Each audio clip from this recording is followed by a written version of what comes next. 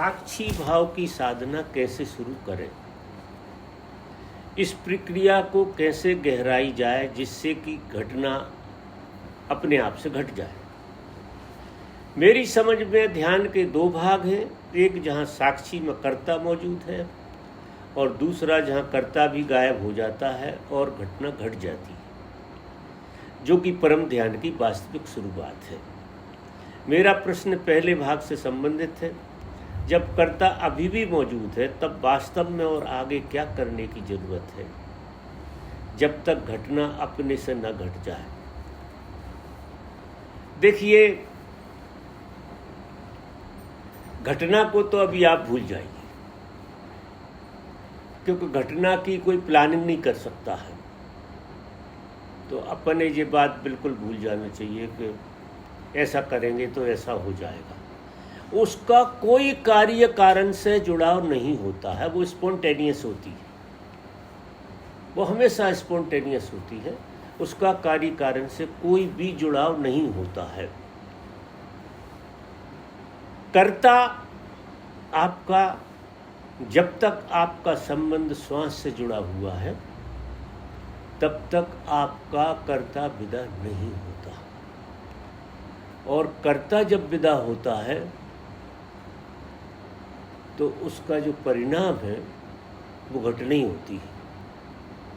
जैसे ही कर्ता विदा होगा तुरंत घटना घट जाएगी। सारी क्रियाएं हम जो क्यों कर रहे हैं, नाद ब्रह्म करते हैं, कुंडली करते हैं, जो भी ध्यान हम कर रहे हैं, वे ध्यान कर्ता बुद्धि को तोड़ने का आयोजन कर रहे हैं कि जैसे बने हमारी कर्ता बुद्धि टूट जाए। अब कर्ता से कर्ता को तोड़ने का आयोजन कर रहे हैं, तो इसमें क्या होता है कि हम सिर्फ थकेंगे, हम इतने ज़्यादा थक जाएंगे और हमको ऐसा लगेगा कि शायद यहाँ कुछ होने वाला नहीं है। ऐसी स्थिति साधकों की आ जाती है। साधक को ऐसा लगता है कि यहाँ कुछ होने वाला नहीं। जैसे ही साधक को कर के होगा, लेकिन जी ऐसा नहीं। पहले आप ध्यान करोगे, हर तरह से करोगे, क्योंकि ध्यान में कर्ता बुद्धि बनी ही रहती है। कोई भी तरह का प्रयोग कर रहे हो आप तो कर्ता बुद्धि तो रहेगी ही। कोई उपाय नहीं है कि कर्ता बुद्धि ना हो, क्योंकि कर्ता बुद्धि ही तो कराती है। लेकिन कर्ता बुद्धि कराते थक जाती है। जब तक आपको ध्यान करना है, जब तक आपकी कर्ता बुद्धि थक ना जाए। और जैसे ही आपकी कर्ता बुद्धि थक जाती है, आपको साक्षी की झलक आना शुरू हो जाती है। क्योंकि ये कर्ता क्या है, कर्ता बुद्धि है। और बुद्धि का जन्म जो है ना, वो भी श्वास के माध्यम से ही हुआ है। आप आश्चर्य करेंगे, तो सारे प्रयोग जितने भी हैं वो घूम फिर के जाएंगे श्वास की ही तरफ। एक श्वास की प्रक्रिया ऐसी है, अगर उसके प्रति जागृति आ गई, साक्षी भाव आ गया, तो कर्ता बुद्धि बड़े जल्दी टूटती है। और कर्ता बुद्धि जब टूट जाती है तो ध्यान की वास्तविक शुरुआत होती है। हमेशा कभी देखना आप कि फॉल्स ध्यान तो कभी होता ही नहीं है। ध्यान जब भी होगा, जिसके लिए भी होगा, जे हम ध्यान की तैयारियां करते हैं, ये जितने भी प्रयोग होते हैं, ये ध्यान नहीं होते हैं। असली में कहा जाता है कि ध्यान, भाषा में बोला जाता है कि ध्यान, लेकिन ऐसा बोलना चाहिए कि ये ध्यान में जाने की प्रैक्टिस है, तैयारी है। हम तैयारी करते हैं, और जब हम उस प्रैक्टिस से थक जाते हैं तो हमारे अंदर सहज रूप से एक समर्पण का, जब तक देखिए कोई आदमी हेल्पलेस नहीं हो जाता। हेल्पलेस मतलब ऐसी स्थिति आ जाए, करते करते ऐसी स्थिति आ जाए कि मेरे हाथ में कुछ है नहीं, ऐसी स्थिति बन जाए उसकी कि मेरे हाथ में नहीं। अब जब परमात्मा कब किसी को याद आता है, जब तक कर्ता बुद्धि काम करती रहती है और उसके जीवन में जो भी घट रहा है उसमें वो ऐसा अनुभव करता है कि वो उसकी वजह से घट रहा है। तब तक तो वो हेल्पलेस हुआ नहीं, कोई उपाय नहीं। तो उसके जीवन में एक ऐसी स्थिति आ जाती है, उसे साफ दिखाई देता है कि संसार में जो भी चीज़ें घट रही हैं वो अपने से घट रही हैं, वो प्रकृति के नियम के हिसाब से घट रही हैं, उसमें उसका कोई रोल नहीं है। और सच पूछो तो किसी का कोई रोल नहीं रहता है। जीवन के गहराई में जब आप देखेंगे उतर के तो आपको ये साफ दिखाई देगा कि मेरा कहीं रोल शुरू से आखिरी तक था ही नहीं। इसलिए क्या होता है कि तुम हमेशा अपने आप को अतृप्त पाते हो, आपको तृप्ति नहीं होती, किसी चीज़ में तृप्ति नहीं होती। क्यों नहीं होती तृप्ति? कि तुम कुछ कर ही नहीं रहे, तुम अपने से तो कर नहीं रहे हो कुछ, सब चीजें हो रही हैं, अपने आप हो रही। अब ये सूत्र समझ में आ जाए कि सब चीजें हो रही हैं तो तृप्ति हो जाएगी। वजह देखिए, अगर आपको स्पष्ट हो जाए कि चीजें सिर्फ हो रही हैं, करने वाला कोई है ही नहीं, क्योंकि ये तो एक नियम है, उस नियम के अंतर्गत सारी चीजें हो रही, अपने से हो रही। तुम तो सिर्फ हो तुम, और चीजें हो रही। तो जो चीजें हो रही हैं उन चीजों को तुम सिर्फ देख सकते हो, उनमें फेर बदल तुम कर नहीं सकते। तुम कितनी कोशिश करो कि इसमें मैं फेर बदल कर दूं, तो ये फेर बदल करने की जो बीमारी है वही हमें चिंता में डालती है, वही हमें परेशान कर देती है। आपको कोई फेर बदल भी हो रहा तो आपसे नहीं हो रहा है, वो प्रकृति से हो रहा है। फेर बदल भी हो रहा है तो प्रकृति से हो रहा है, ये ख्याल रखना। आप कोई फेर बदल कर रहे हैं ऐसा बिल्कुल नहीं है, ये भ्रम है। और हमें ये भ्रम इतना जोर से बैठा है कि ये सब कुछ कारण क्या होता है कि कभी कभी जो अस्तित्वगत होता है वही हमारी सोच होती है।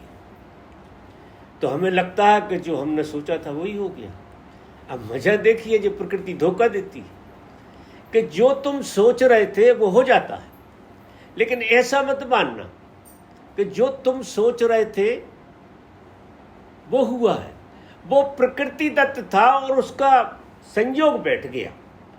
तो संयोग बैठता है तो उससे हमारी कर्ता बुद्धि बहुत प्रगाढ़ हो जाती है और हम ऐसा मानने लगते हैं कि जो हम सोच रहे थे देखो वो हो जाता है, तो और गहरे से सोचें और कुछ करें तो कर्ता बुद्धि फिर बढ़ती जाएगी। तो यहाँ साधक को अच्छी तरह से ये ख्याल बना लेना चाहिए कि चीज़ें हो रही हैं, कर कोई नहीं रहा, इवन परमात्मा भी नहीं कर रहा। मत डालो उसके ऊपर से, कर्ता मत बनाओ। परमात्मा भी नहीं कर रहा। देखो इस जगत के नियम में कर्ता कोई नहीं है। कारण क्या है कि हर एक चीज स्वयंभू है, हर चीज स्वयं से अपना गुणधर्म में, कृष्ण जिस तरह से कहते हैं कि गुण गुणों में बरत रहे हैं। तो सारी चीजें ब्लूप्रिंट जैसी हैं, ब्लूप्रिंट नहीं है लेकिन कहने में ब्लूप्रिंट जैसी है। अब ब्लूप्रिंट में करने के लिए क्या रहता है? वो चीजें हो रही हैं, आप उन्हें देख सकते हैं, और साक्षी उसी बात से घट सकता है कि चीजें हो रही। जब चीजें हो रही हैं तो आप कहाँ हो? आप तो दृष्टा हो फिर, क्योंकि चीजें कर तो रहे नहीं हो। अगर चीजें करी जा रही हैं तो फिर तुम हो, और चीजें हो रही हैं तो तुम बिल्कुल नहीं हो। तो जब तुम नहीं होते हो और चीजें होती हैं, इसका मतलब है तुम साक्षी होते हो, और तुम सिर्फ साक्षी ही हो सकते हो, कर्ता कभी हो नहीं सकते। इसलिए हर आदमी कर्ता बुद्धि से थकेगा एक दिन, चाहे वो ध्यान भी कर रहा हो। कर्ता बुद्धि बनी है कि पहले लंबा चौड़ा फैलाव कराएगी और फिर थकाएगी। इतनी ज़्यादा थकाएगी कि फिर गिराएगी, और फिर आप कर्ता बुद्धि से थक के, गिराने का मतलब है सरेंडर हो जाओगे, तुम समर्पित हो जाओ। समर्पित किसके प्रति? अस्तित्व के प्रति, कि अस्तित्व जैसा करा रहा है, जो हो रहा है वही सच है, और आप बिल्कुल न्यूट्रल हो जाओगे। ऐसी जगह में सहज रूप से, ऐसी परिस्थिति में सहज रूप से घटना घट जाती है। ये दूसरा प्रश्न है, ये दीपक का ही है। इनने लिखा है, मैं जान कुछ दिनों में छोटी अवधि में अनलाइटनमेंट घटित हो जाए। यदि कोई ऐसा प्रयोग हो तो कृपा करके बताएं, और यह भी बताएं कि क्या है मेरे लिए करने योग्य है।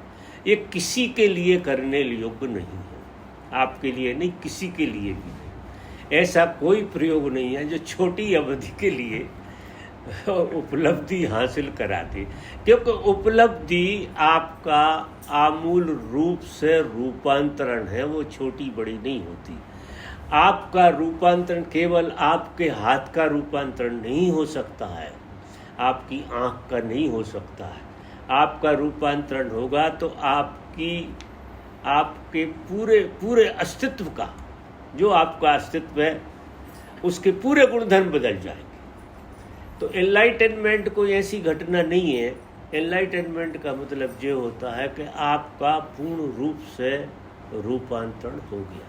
इसकी छोटी मोटी सी झलकें मिलती हैं जो सतोरी कहलाती हैं। सतोरी घटती है, ग्रेस घट जाता है, सतोरी जैसा लगता है, तो फिर साधक को ऐसा लगता है कि यात्रा है आगे कोई, उसका भरोसा जगता है। बाकी ऐसा कोई भी प्रयोग नहीं हो सकता है कि आपको थोड़ी अवधि के लिए, ये थोड़ी अवधि का खेल नहीं है, क्योंकि ये तो शाश्वत रूपांतरण है आपका। ये इसमें अवधि नहीं होती जब तो ये घटता है, समय का बोध नहीं होता तब तो ये बात बनती है। और समय का बोध लिए आप कोई प्रयोग करने की कोशिश कर रहे हैं तो ये तो एक तरह के एडजस्टमेंट की बात है, तो ये बिल्कुल नहीं होगी। और आपके लिए तो जो दूर से दूर तक नहीं। मेरे मन में एक दूसरा प्रश्न है, इसी से ही संबंधित है। एक भाव था कि यदि मैं अपने आप को सम्मोहित कर लूं, आने वाले 3 दिनों में मेरी मृत्यु हो जाए और फिर सत्य की गहरी तड़प के साथ 3 दिन गहरे मौन में चला जाऊं, मेरे लिए यह करना उचित है। देखिए, ये प्रयोग भी आपके लिए उचित नहीं है। अगर सम्मोहन का कोई प्रयोग करना है तो अहम ब्रह्मास्मि का करो, अगर करना ही है तो। बाकी जे उल्टे सीधे प्रयोग सम्मोहन की मत करो। अगर सच में ही करना है तो जो सत्य है उसका करो, जो झूठ है उसका सम्मोहन क्यों करती हो? इसमें सम्मोहित हो भी जाओगे तो क्या होगी? माया में सम्मोहित हो जाओगे, ये झूठ में सम्मोहित हो जाओगे, इससे कुछ हासिल नहीं होने वाला है। अगर आपको सम्मोहन की कोई विधि का ख्याल आ रहा है तो फिर आप इतने जोर से अपने भीतर ये विचार पैदा कर लो कि अहम ब्रह्मास्मि, शिवोहम, शिवोहम का ख्याल करो। आप उठते बैठते खाते पीते, ये भी एक प्रयोग है। आप आश्चर्य करो, ये गजब का प्रयोग है और इसके परिणाम बहुत गजब के आते हैं। जब आप इस प्रयोग को करेंगे तो 50% से ज़्यादा तो आपके विचारों की ऊर्जा सब इसमें चली जाएगी, क्योंकि विचारों को एक दिशा मिल गई। ऐसे विचार आपके 1000 जगह चल रहे थे तो एक दिशा मिल गई आपको। वो निसर्ग दत्त जी महाराज जो थे ना, उनके गुरु ने कहा कि तू ऐसा हो जा, और इस सूत्र को उन्होंने पकड़ लिया कि मैं ऐसा हो जाऊं, और वो हो गए। आप आश्चर्य करो।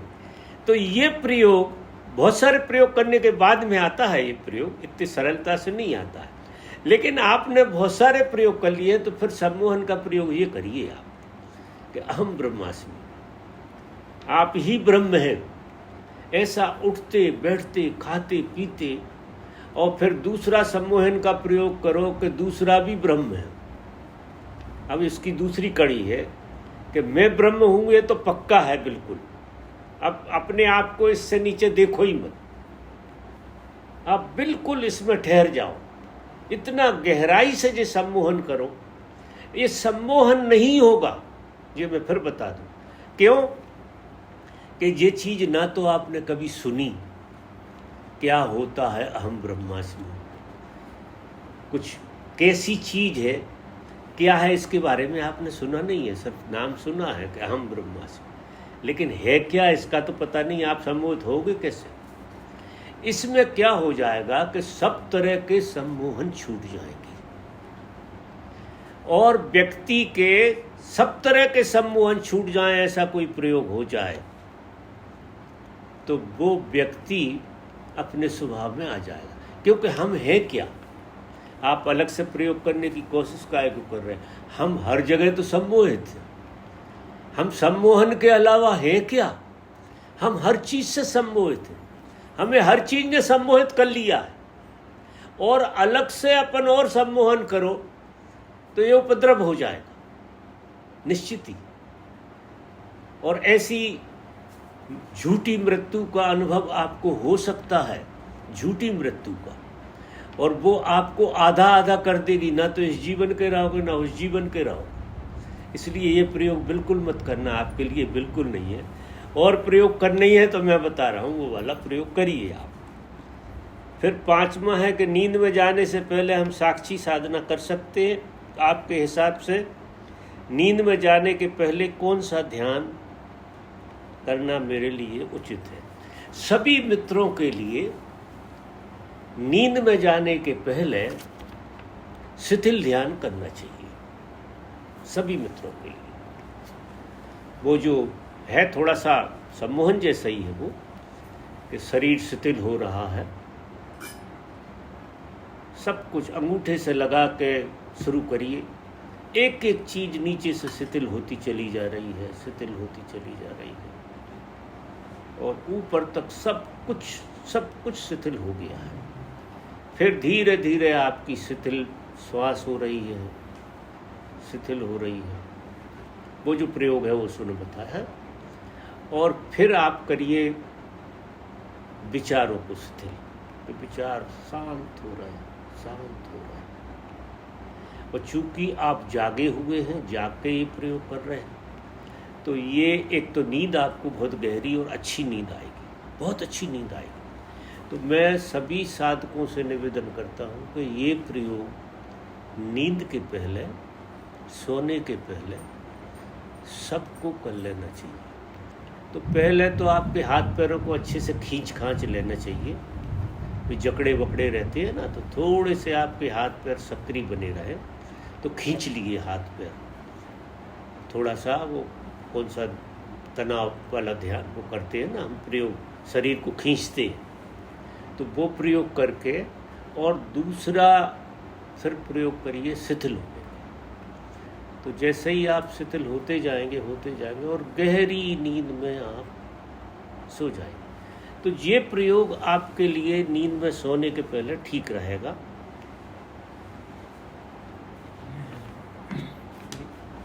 ये अगला है।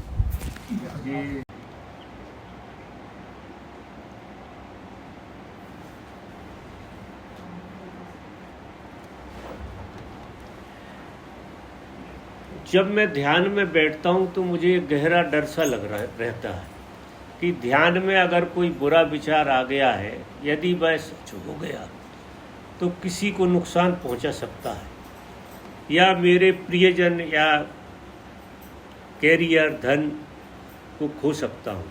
समझ में नहीं आता कि इससे आगे जाने का साहस कैसे किया जाए। कभी डर अकारण भी होता है, स्पष्ट नहीं होता, खासकर अगर मैं सोने के ठीक पहले ध्यान करता हूँ। ये गौरव न्यू जर्सी वाले हैं। तो देखिए, हमारी चित्त की शुद्धि ना होने के कारण हमें नेगेटिव विचार आते हैं। ध्यान जब हम करते हैं तो निश्चित ही हमें संसार से मोह है, बहुत सारी चीज़ों की पकड़ है, तो ये डर आएगा कि ये खो ना जाए। तो आपको क्या करना चाहिए कि अभी उल्टा विचार करने लगो आप, कि जब आपको ऐसा लगे कि ये कोई चीज़ हमारी खो ना जाए, अब एक विचार करो कि ये खो जाए तो खो जाए, आप डरो मत, क्योंकि ये विचार सब नपुंसक हैं, इनसे कुछ नहीं होने वाला। किसी विचार से किसी दूसरे का नुकसान हो जाए, ये बात आप दिमाग से बिल्कुल निकाल दो। वो तो जब लोग तीसरी आंख पे बहुत गहरे प्रयोग करते हैं, जब उनकी छठी इंद्रिय जग जाती है और उनके अंदर पवित्रता नहीं होती है, तो उनके विचारों से नुकसान होता है। लेकिन जागृति से जो लोग जाते हैं, बहुत प्रेम से जो लोग जाते हैं, ये तो छठी इंद्री का तो खेल है ही नहीं, जहाँ से आपके को डर तो दूसरी इंद्री में बैठा हुआ है, आपके भाव शरीर में हो रहा है जी सब कुछ।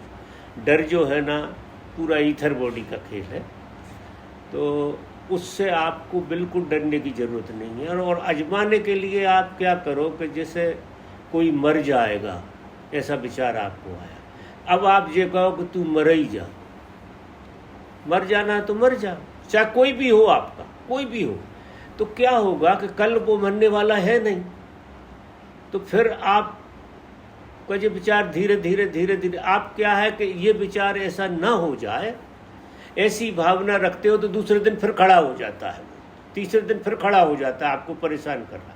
इससे निपटने का तरीका ये है कि जैसे ही ये विचार आए, आप कहो आज मर ही जा, मर जा, तू कुछ खो रहा है तो खो जाए, आज पूरा का पूरा चला जाए, कोई परवाह नहीं है, चला जाए।